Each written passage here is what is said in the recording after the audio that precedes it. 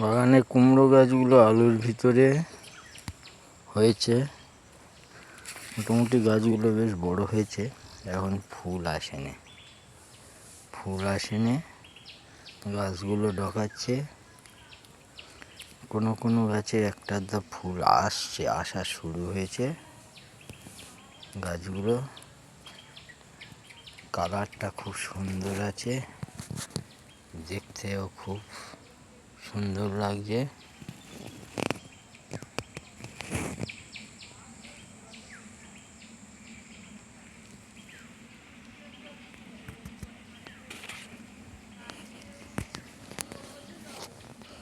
আলুর ভিতরে দিয়েছিলাম, কিন্তু আলু ভালো হয়নি।